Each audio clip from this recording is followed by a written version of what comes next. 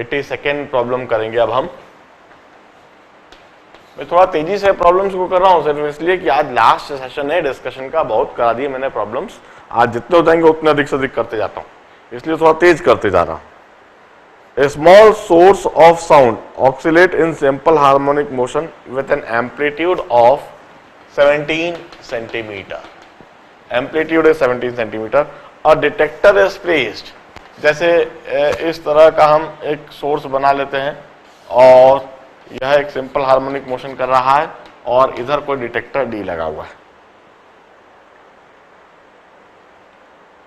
A detector is placed along a line of motion of the source, यही source है in fact, which emit a frequency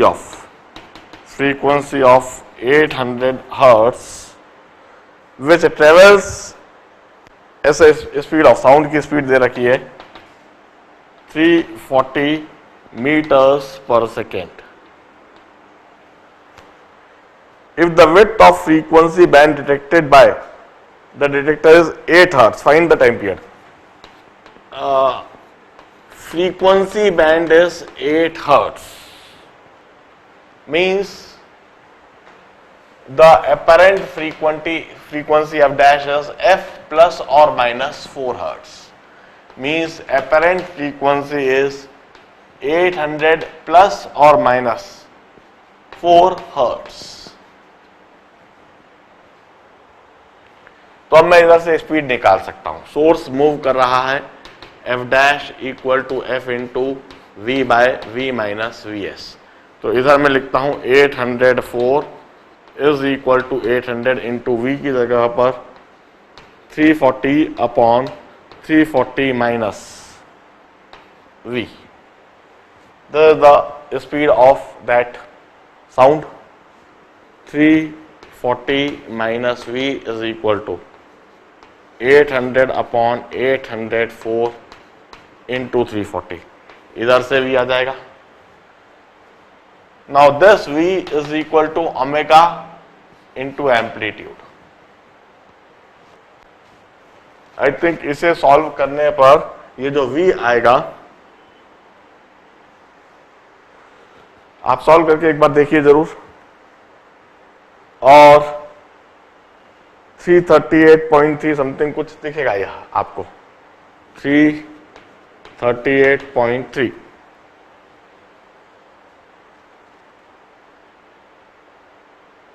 sorry 338.3 दिखेगा। तो जो v आ जाएगा that would be 1.7 metres per second. तो इधर से ओमेगा आ जाएगा, omega equal to v by A. v की जगह हम 1.7 लिखेंगे और एम्पलीट्यूड की जगह पर हम 0.17 लिख देंगे। इस तरीके से यह एम्पलीट्यूड 0.17 मीटर्स हो गया। इस तरह से ओमेगा जो हो जाएगा वह शायद 10 हो जाएगा। And this omega is 2 pi by time period. So time period comes out to be 2 pi by 10, 2 into 3.14 by 10. So this time period comes out to be 0.63 seconds. Note it down.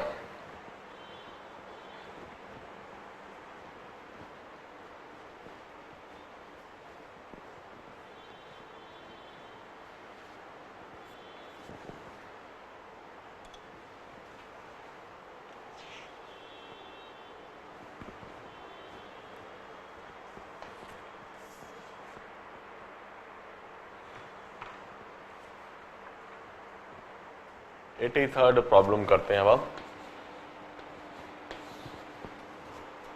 A boy riding on his bike going toward east at the speed of 4√2 meters per second. This toward east. At certain point, he produces a sound pulse of frequency 1650 hertz that travels in air at a speed of, sound pulse की speed है 334 meters per second. A second boy stand on the ground 45 degree south of east. 45 degree south of east from him. Find the frequency of pulse received by the second boy. अब देखिए इस case में once again source move कर रहा है. This is the speed of source. Observer stationary है, मगर source observer की तरफ मूव नहीं कर रहा है, इट्स ऑब्लिक मोशन. अब इस केस में साधारण सी बात है, हमें सोर्स का यह कंपोनेंट लेना होगा और हम कहेंगे the component of speed along the observer is cos 45 component. So Vs is 4 root 2 into 1 by root 2 or Vs is equal to 4. हम सिर्फ स्पीड का यह कंपोनेंट ले लेंगे, इसमें सिर्फ इसी कंपोनेंट को लेने की बात है और यही कंसेप्ट समझाया गया है. आगे कंसेप्ट बिल्कुल वही का वही है. Apparent frequency is 1650 hertz into V की जगह 334 upon 334 minus 4. So apparent frequency of dash is 1650 into 334 by 330. इसे सॉल्व कर लीजिए और जो apparent frequency के लिए आंसर आ जाएगा that is 1670 hertz. 1670 hertz. Solve करके चेक कर लीजिए. 84th प्रॉब्लम करेंगे अब हम.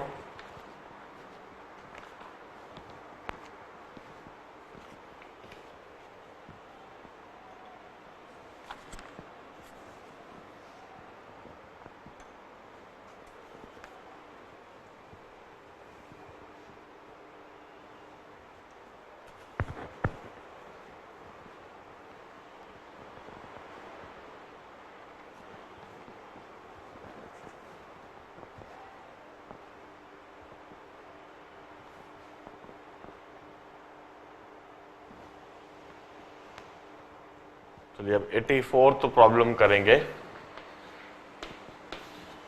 बड़े ध्यान से स्टेटमेंट को पढ़ना होगा. A sound source fixed at origin is continuously emitting sound eight frequency of 660 hertz.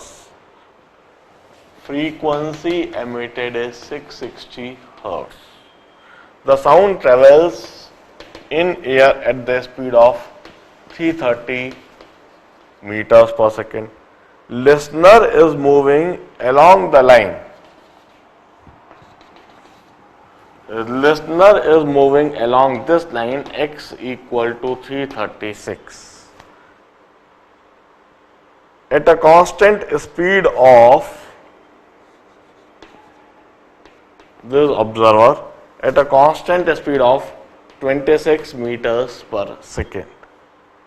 Find the frequency of the sound as observed by the listener when it is at case A, y is equal to minus 140, case B, y is equal to 0 and case C, y is equal to plus 140.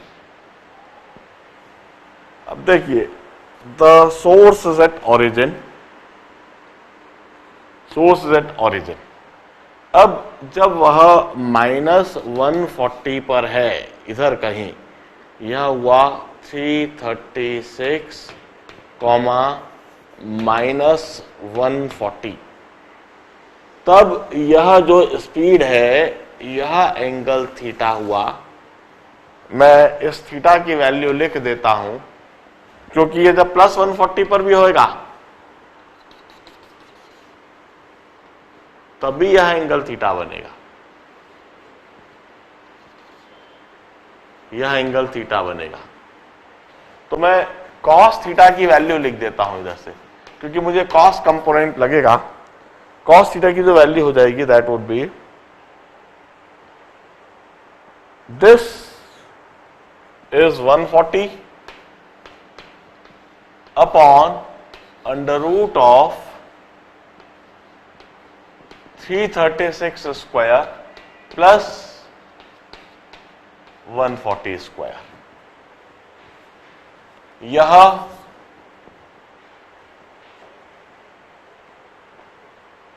cos theta की value होगी। अब मैं कहता हूं part A में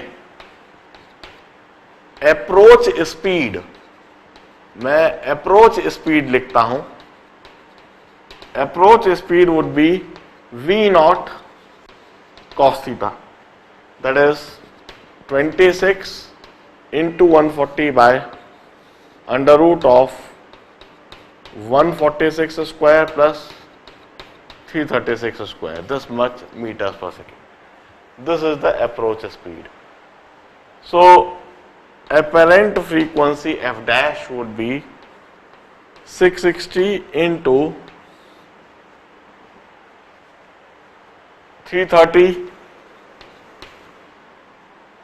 अब देखिए observer move कर रहा है तो ऑब्जर्वर की speed v naught cos theta upon 330 लिखी जाएगी और यह हो जाएगी 680 hertz. While in B part, approach speed is 0। जब वह इधर होएगा तब अप्रोच स्पीड 0 होगी, तो f dash would be equal to f that is 660 hertz. While in C part हम कहेंगे जब ये V नॉट से जा रहा है तो सेपरेशन स्पीड कहलाएगी। सेपरेशन स्पीड, सेपरेशन स्पीड जो होगी वह v नॉट cos थीटा, वही v नॉट cos थीटा आएगी। अब इस केस में मैं इसको f डबल डैश लिखता हूं, इसको f triple dash, apparent speed is f into 330 minus v naught cos theta upon 330, और इसे सॉल्व करने पर यह 640 हर्ट्ज दिखाई देने लगेगी। बड़े ध्यान से इस बात को देखिए, सिचुएशन को, x equal to 336, y equal to minus 140, y equal to plus 140। जब वो इधर आएगा तब ये जो v नॉट है इसका कॉस कंपोनेंट, यह अप्रोच स्पीड होगी, और जब वो इधर होगा तब ये जो v नॉट है इसका कॉस कंपोनेंट, यह सेपरेशन स्पीड होगी, और जब वह इधर होगा तो वेलोसिटी ऑफ अप्रोच और वेलोसिटी ऑफ सेपरेशन इज 0, क्योंकि perpendicular, velocity is perpendicular to the position vector, position vector के परपेंडिकुलर है। इस तरह से ए बी सी तीन situation, this cos theta is for A and C part, वहां पर यह cos थीटा काम आएगा। ए पार्ट में अप्रोच स्पीड, बी पार्ट में अप्रोच स्पीड और सी पार्ट में सेपरेशन स्पीड, और इस तरह से अपेरेंट फ्रीक्वेंसी के लिए एक्सप्रेशन। बड़े ध्यान से पूरे प्रॉब्लम के सॉल्यूशन को देखिए। अब 85th प्रॉब्लम करेंगे बड़ी तेजी से, टाइम इज रनिंग आउट, हम 2-3 प्रॉब्लम तो और कर ही लेंगे।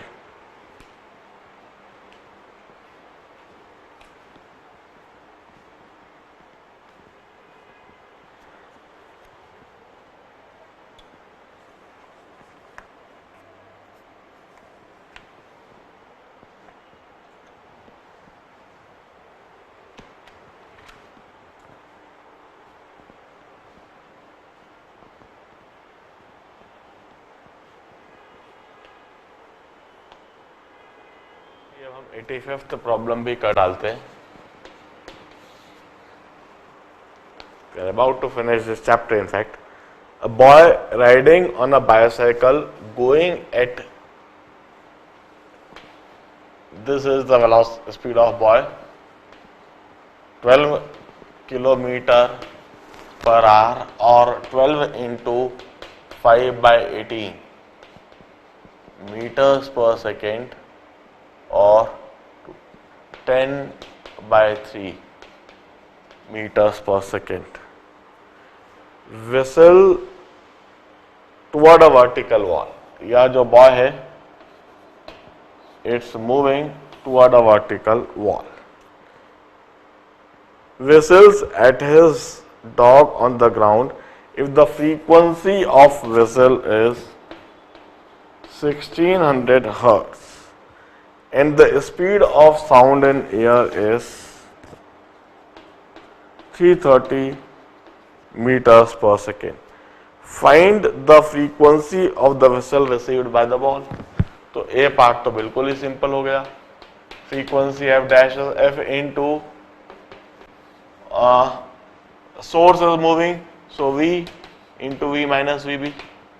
So this is frequency f dash is 1600 into V की जगह पर मैं लिखूंगा 330 अपॉन 330 माइनस 10/3. सॉल्व कीजिए 16 हर्ट्ज आ जाएगा शायद. द फ्रीक्वेंसी रिसीव्ड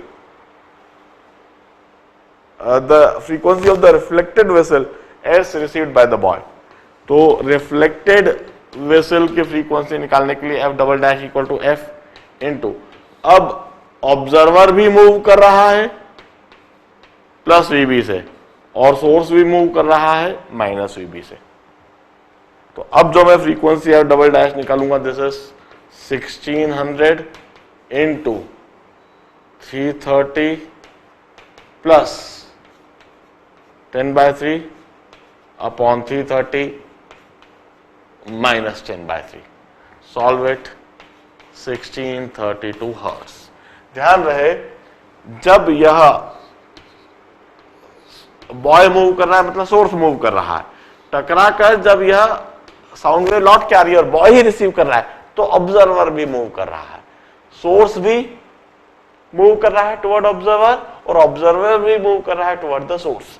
और इस तरह से यह ऑब्जर्वर टुवर्ड द सोर्स का इफेक्ट मैंने इधर लगाया और सोर्स टुवर्ड द ऑब्जर्वर का इफेक्ट मैंने इधर लगाया और इस तरीके से मैंने F double dash apparent frequency in second case भी डिटरमाइन कर दिया. 85th problem. मेरे पास अभी भी समय है, मैं 87th भी कर दूंगा, 86 87th आई थिंक 86 87 तक करके मैं इस चैप्टर को फिनिश डिक्लेयर करूंगा. There is sufficient number of problems. I had solved more than 40 or 45 problems from this chapter. 40-45 problem किसी भी एक चैप्टर से सॉल्व कर देना, that is enormous number of illustrations.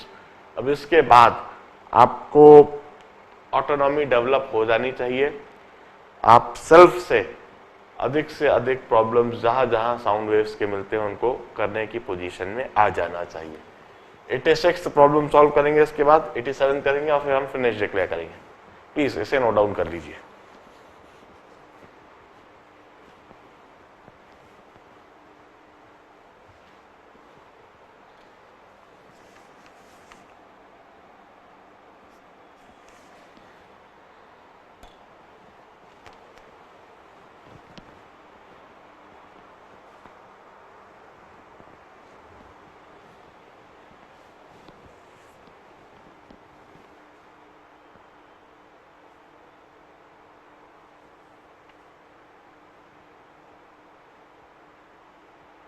तो ये 86 प्रॉब्लम हम सॉल्व करते हैं. A car moves with a speed of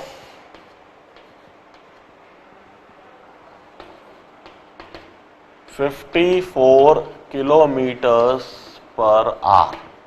This is 54 into 5/18 meters per second, or this is 15 meters per second.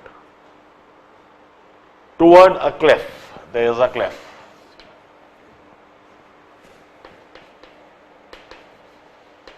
ठीक है ना. A horn of the car emits sound of frequency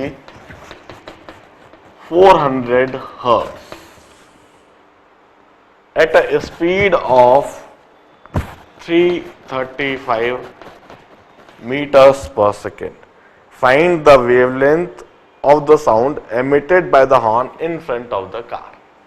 अब हमें apparent wavelength lambda dash निकालनी है और apparent wavelength lambda dash होएगा V minus VC bye frequency. Frequency में तो कोई फर्क नहीं पड़ेगा, ये क्लिफ की तरफ जा रही है तो क्लिफ को जो एपरेंट स्पीड लगेगी वो साउंड की speed plus V minus VC. Apparent wavelength कम हो जाएगी, फ्रीक्वेंसी बढ़ेगी। So this would be equal to 335 minus 15 by 400. So apparent wavelength lambda dash would be 320 by 400 or 0.8 meter. This is the apparent wavelength. Find the wavelength of the wave reflected from the cliff. अब हम कहते हैं wavelength of the wave reflected from the cliff. Since cliff is stationary, तो जो wavelength टकरा रही है वही लौटेगी। This is equal to lambda dash equal to 0.8 meters. Since cliff is stationary,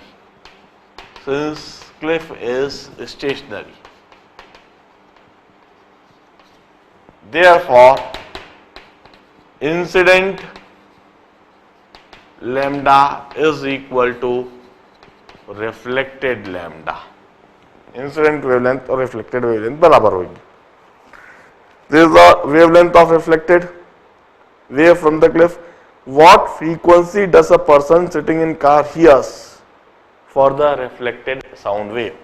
अब reflected sound wave की जो फ्रीक्वेंसी होगी that is, अब देखिए सोर्स भी मूव कर रहा है और क्लिफ से रिफ्लेक्ट होकर जो वेव आ रही है, तो कार जब सुन रही है, कार में ड्राइवर जब सुन रहा है तो ऑब्जर्वर भी मूव कर रहा है, तो हम कहेंगे सोर्स ऑब्जर्वर का मूवमेंट है तो v प्लस वीसी और सोर्स का मूवमेंट है तो v minus VC.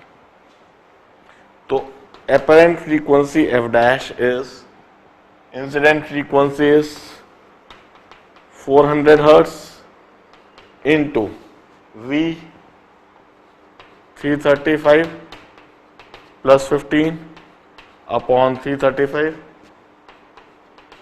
minus 15. So this is 400 into 350 by 320. तो ये f डैश हो गया कुछ 437 हर्ट्ज हो जाएगा। अब this C part. How many beats does he hear in 10 seconds between sound coming directly from horn and that coming from the reflection? अब मैं कहता हूं beat frequency would be 437 minus 400. तो beat frequency is 37 beats per second. But 37 beats per second क्या यह सुनी जा सकती है? नहीं, इसे रिजॉल्व नहीं करा जा सकता। तो वाकई में तो वो कोई बीट सुन ही नहीं पाएगा। ऑल्दो मैं बीट फ्रीक्वेंसी लिखता जरूर हूं, beat frequency is F dash minus F, that is 37 beats per second. But इधर मैं लिखता हूं हाईलाइट करके, but this is not audible. It could not be resolved by a normal human. कोई भी नॉर्मल ह्यूमन इसे रिजॉल्व नहीं कर सकता। तो वहां पर beat frequency 37 beats per second है, but that could not be heard, that could not be resolved. पूरे प्रॉब्लम कंसेप्ट को, सॉल्यूशन को देखिए। इधर एपरेंट वेवलेंथ, जो वेवलेंथ रेडिएट हो रही है उसको किस तरह से निकाला गया उस बात को समझिए। और क्लिफ चूंकि स्टेशनरी है इसलिए जो वेवलेंथ इंसिडेंटेड है वही वेवलेंथ रिफ्लेक्ट होगी, यह बात समझिए। फिर एपरेंट फ्रीक्वेंसी, सोर्स मूव कर रहा है, सोर्स के द्वारा एमिटेड वेव क्लिफ से टकराती है, लौटती है, वही फिर इसे ऑब्जर्व भी करता है, तो ऑब्जर्वर भी मूव कर रहा है। Source also moving toward the observer, observer also moving toward the source. तो दोनों का कंसेप्ट लगाया, एपरेंट फ्रीक्वेंसी निकाला। बीट फ्रीक्वेंसी निकालने के लिए दोनों का डिफरेंस देख लिया, और दोनों का डिफरेंस जब हमने बीट फ्रीक्वेंसी निकाला तो वो 10 से अधिक आया। 10 बीट्स पर सेकेंड रिजॉल्व हो जाती है मैक्सिमम, 10 से ऊपर फिर रिजॉल्व करने में समस्या आने लगती है। 20 बीट पर सेकेंड से ऊपर तो कभी रिजॉल्व हो ही नहीं पाती है। इधर 37 बीट्स पर सेकेंड है, यह कभी भी रिजॉल्व नहीं हो पाएगी, कभी भी सुन नहीं पाएंगे। चलिए अब मैं लास्ट प्रॉब्लम आज के सेशन का 87 करता हूं। इसी के साथ में साउंड वेव्स टॉपिक को पूरी तरह से फिनिश डिक्लेयर कर दूंगा। फिर आप जितने सवाल करना चाहें करें, खूब इसको प्रैक्टिस करें। इनफैक्ट जितने प्रॉब्लम्स मैंने करा दिए हैं, इसी आधार पर जेई में या किसी भी एग्जामिनेशन में आने वाले प्रॉब्लम को आप जरूर सॉल्व कर पाओगे। 87 प्रॉब्लम की तैयारी करो।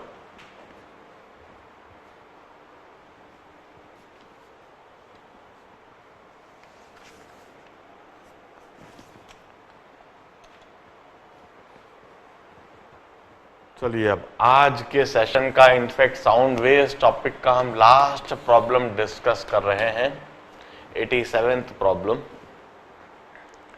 फिगर शो, पहले फिगर को हम बना लेते हैं जो हमें दिख रहा है। इस तरह का एक फिगर दिख रहा है, हमें एक सोर्स S इस तरह से मूव होता हुआ, यह पॉइंट P और यह पॉइंट Q, ऐसा कुछ दिख रहा है। Figure show a source of sound moving along x-axis at a speed of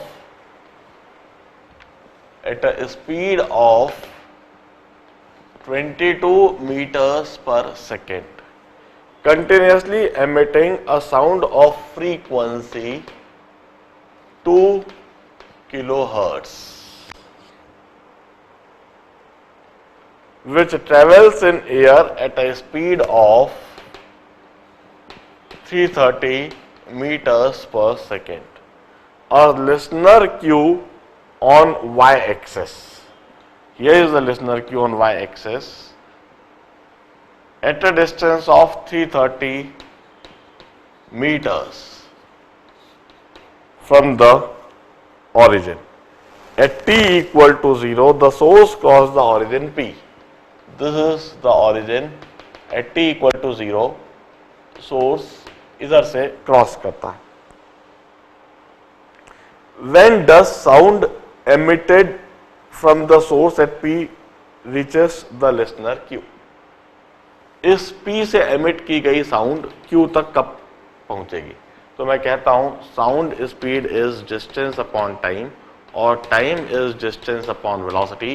distance is 330 meters and time is speed is 330 meters per second. So the time taken by the sound to move from P to Q, from P to Q, 1 second का समय लगेगा। What will be the frequency by the listener at this instant? Frequency क्या सुनाई देगी? अब देखिए, source तो इस डायरेक्शन में मूव कर रहा है, जबकि साउंड इस डायरेक्शन में ट्रेवल कर रही है।